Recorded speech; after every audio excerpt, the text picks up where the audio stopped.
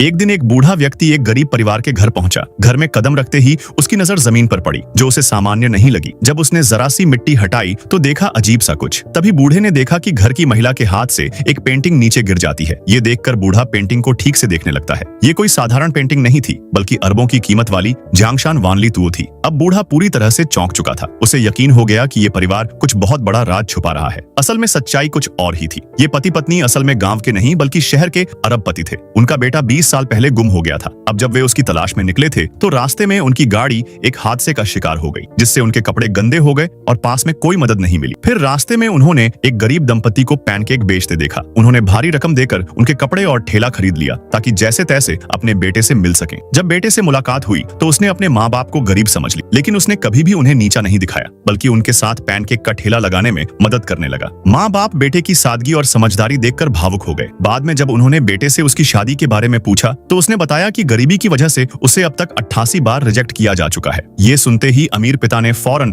अमीर घरों की लड़कियों को बुला भेजा। कुछ ही देर में महंगी गाड़ियों में सजी धजी अमीर लड़कियां वहां पहुंच गईं, लेकिन बेटे को अब खूबसूरत लड़कियों पर भरोसा ही नहीं रहा था। उसने उन्हें ठग समझकर भगा दी। उधर वही बूढ़ा व्यक्ति अपनी पोती के लिए एक गरीब लड़का ढूंढ रहा था ताकि उसे गरजमाई बनाया जा सके। उसकी नजर उसी परिवार पर पड़ी जो अब गांव के पुराने घर में रह रहा था, और तीनों सदस्य एक अंडे को लेकर चर्चा कर रहे थे। बूढ़ा समझ गया कि ये सही गरीब परिवार है। उसने शादी की बात चलाई, लेकिन असल में वो लड़का नहीं जानता था कि उसके माता पिता अरबपति हैं। मजबूरी में पूरा परिवार अब गरीबी का नाटक करने लगा ताकि रिश्ता हो सके। बूढ़ा उनके घर पहुंचा और जांच करने लगा।